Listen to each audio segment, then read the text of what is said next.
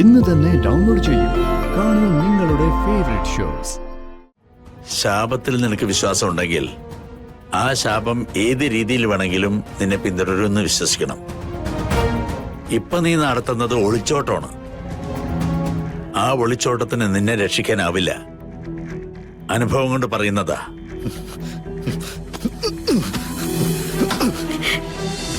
അവൻ ചോദിച്ച ഒരു ചോദ്യം നന്ദേട്ടൻ കേട്ടില്ലേ? മനസ്സ് പങ്കുവച്ച കൂട്ടത്തിൽ അച്ഛൻ ഇത് അമ്മയോട് പറഞ്ഞില്ലേന്നു. കേട്ടപ്പോ എനിക്ക് വല്ലാത്ത വിഷമം തോന്നി. പെട്ടെന്ന് ഞാൻ ആരും അല്ലാതായതുപോലെ. സുമിത്രേ, എന്റെ സങ്കടം വിട്ടേക്ക്. പക്ഷേ എന്ത് ശാപത്തിന്റെ പേരിലായാലും അറിഞ്ഞുകൊണ്ടൊരു പെൺകുട്ടിയെ ബലി കൊടുക്കാൻ തീരുമാനിച്ചത് ശരിയാണോ? ആണോ അമ്മേ?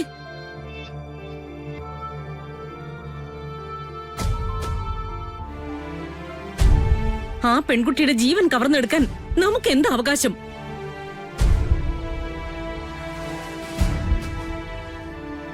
കുടുംബത്തിലെ ശാപം തീരേണ്ടത് നമ്മുടെ ആവശ്യമല്ലേ?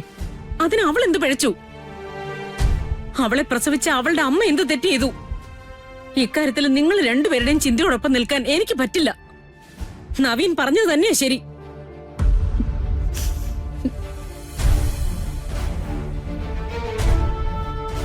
ഗാഥമോളെ കുറിച്ച് അമ്മ പറഞ്ഞ വാക്കുകൾ ഓർമ്മയുണ്ടോ? ഈ കുടുംബത്തിന് ദൈവം തന്ന വരദാനമാണ് അവൾ, ഐശ്വര്യത്തിന്റെ പ്രതിരൂപമാണ് അവളെന്നൊക്കെ.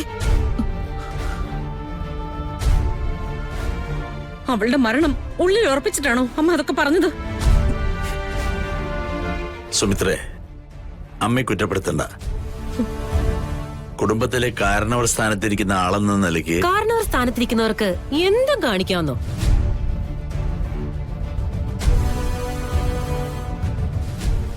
എന്റെ മകളുടെ ഭാഗത്ത് നിന്ന് എന്തെങ്കിലും ഒരു ചെറിയ തെറ്റ് വന്നാല് അത് പെരുപ്പിച്ച് കാണിക്കാൻ ഇവിടെ എല്ലാവർക്കും വലിയ മിടുക്കായിരുന്നല്ലോ.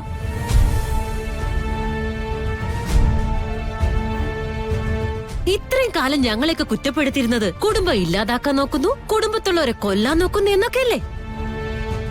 എന്നിട്ടേ യഥാർത്ഥത്തിൽ ഇവിടെ നടക്കുന്ന എന്താ? ആരാ കൊല്ലാൻ ശ്രമിക്കുന്നത്? അമ്മയുടെ മനസ്സില് ഇത്രയും ക്രൂരത ഉണ്ടാവുമെന്ന് ഞങ്ങൾ കരുതിയില്ല. എന്തായാലും ഇത് വലിയ കഷ്ടായിപ്പോയി.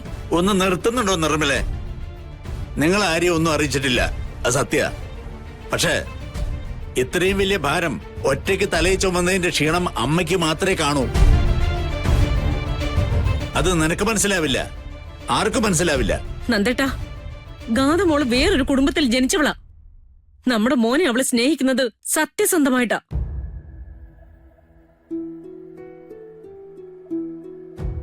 മനസ്സിൽ ഒരല്പം പോലും കളങ്കമില്ലാതെയാ ഈ കുടുംബത്തെ അവളെ സ്നേഹിച്ചത്. അവളുടെ ജീവൻ എടുക്കരുത്, അതെന്തിന്റെ പേരിലാണെങ്കിലും. അക്കാര്യത്തിൽ വാശി കാണിക്കരുത് ആരും. അത്ര എനിക്ക് പറയാനുള്ളൂ.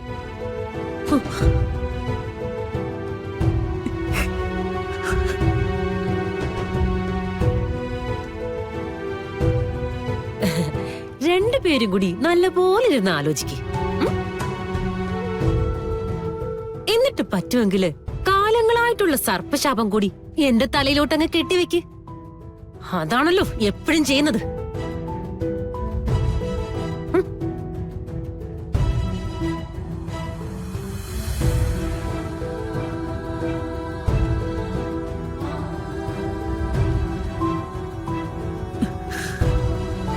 നാഗശാപം നിസ്സാരമാണ് അല്ലേ നന്ദ? ഒറ്റവരും ഒടയവരും തലയ്ക്ക് മീതയ്ക്ക് ചൊരിയുന്ന ഈ ശാപത്തിന്റെ മുന്നില് നാഗശാപം എത്രയോ നിസ്സാരം. അമ്മേ, എല്ലാം അവസാനിച്ചു, എല്ലാം തീർന്നു. എന്റെ കുടുംബത്തിന് ഈ ഗതി വന്നല്ലോ ഈശ്വര.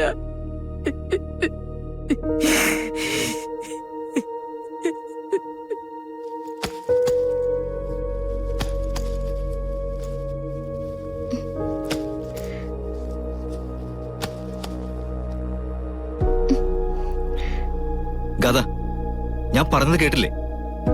എത്രയും പെട്ടെന്ന് പാക്ക് ചെയ്യാൻ നോക്ക്. നവീൻ, ഒന്നുകൂടി ആലോചിച്ചിട്ട്. ഈ കാര്യത്തിൽ ഒന്നും എനിക്കിനി ആലോചിക്കാനില്ല. താൻ എന്റെ ഭാര്യ. ഈ കാര്യത്തിൽ താൻ എന്നെ അനുസരിച്ചേ പറ്റൂ.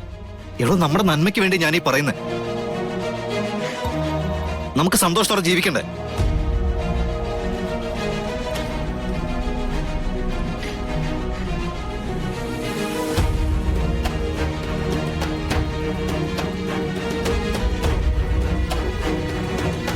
മാണിക്കുഞ്ഞ്, ടിക്കറ്റിന്റെ കാര്യം എന്തായി? എത്രയും പെട്ടെന്ന് ശരിയാക്കണം. എന്നിട്ട് താൻ ഇങ്ങോട്ട് വന്നാൽ മതി.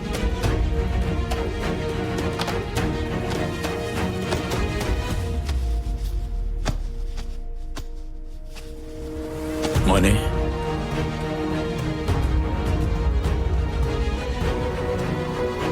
നവീൻ, നീ മുത്തശ്ശിയെ കണ്ടെന്ന് സംസാരിക്കേ. മുത്തശ്ശി വല്ലാതെ വിഷമിച്ചിരിക്കുക. അതിന്റെ ആവശ്യമില്ല. ഇനി പറയാനൊന്നും ബാക്കിയുണ്ടെന്ന് എനിക്ക് തോന്നുന്നില്ല. നീ ഇപ്പൊ ചിന്തിക്കുന്നത് നിന്നെ കുറിച്ച് മാത്ര. പക്ഷെ മുത്തശ്ശിക്ക് ഒരിക്കലും അങ്ങനെ ആവാൻ പറ്റില്ല. ഈ കുടുംബത്തിലെ ഓരോ അംഗത്തിനെ കുറിച്ചും മുത്തശ്ശിക്ക് ചിന്തിച്ചേ പറ്റൂ. എല്ലാവരുടെയും ക്ഷേമത്തിന് വേണ്ടിയാ മുത്തശ്ശി. വേണ്ടച്ച, ഇനിയൊരു തർക്കത്തിന് എനിക്ക് താല്പര്യമില്ല. ഞാനും ഗാഥയും കുറച്ചു കഴിഞ്ഞ് ഇവിടുന്ന് പോവും. ഇപ്പൊ ഞങ്ങൾ ബോംബെയിലേക്കാ പോകുന്നത്. 1-2 ദിവസം കഴിഞ്ഞാൽ അവിടുന്ന് വിദേശത്തേക്കും. പിന്നെ ഒരിക്കലും ഈ ശാപം പിടിച്ച കുടുംബത്തിലേക്ക് ഞങ്ങൾ തിരിച്ചു വരില്ല. മോനെ, ശാപം കളരിക്കൽ തറവാടനല്ലേ? ശാപത്തിന് കാരണക്കാരായ നാഗങ്ങള് ഫ്ലൈറ്റ് കയറി വിദേശത്തേക്ക് വരുമൊന്നുമില്ലല്ലോ. കുടുംബവും ശാപവും ആചാരങ്ങളെല്ലാം ഇവിടെ തുടർന്നോട്ടെ. ഞങ്ങൾക്ക് ജീവിക്കണം. അതിനൊരു തടസ്സം ഇനി ഞാൻ അനുവദിക്കില്ല. ശാപത്തിൽ നിനക്ക് വിശ്വാസം ഉണ്ടെങ്കിൽ ആ ശാപം ഏത് രീതിയിൽ വേണമെങ്കിലും നിന്നെ പിന്തുടരുമെന്ന് വിശ്വസിക്കണം. ഇപ്പൊ നീ നടത്തുന്നത് ഒളിച്ചോട്ടമാണ്. ആ ഒളിച്ചോട്ടത്തിന് നിന്നെ രക്ഷിക്കാനാവില്ല. അനുഭവം കൊണ്ട് പറയുന്നതാ.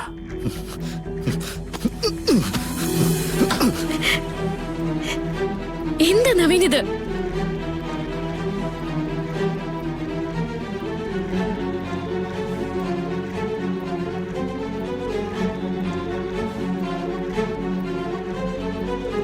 അച്ഛൻ പൊയ്ക്കോ. വീണ്ടും വീണ്ടും എതിർവാക്കുകൾ തന്നെ പറഞ്ഞ എനിക്ക് തിരിച്ച് മറുപടി പറയേണ്ടി വരും. എന്നേക്കുമായി ഇവിടെ നിന്ന് ഇറങ്ങുന്നതിന് മുമ്പ് അങ്ങനെ ഒരു സാഹചര്യം ഞാൻ ആഗ്രഹിക്കുന്നില്ല. ചെല്ല്.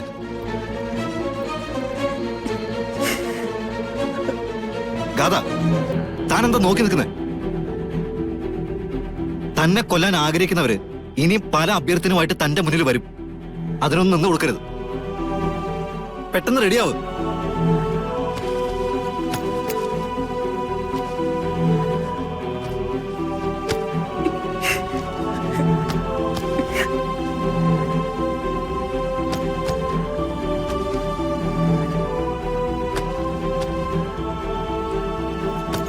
നവീൻ, എല്ലാവരുടെയും മനസ്സ് വേദനിപ്പിച്ച് എത്ര ദൂരേക്ക് പോയാലും നമുക്ക് സമാധാനം കിട്ടുമോ?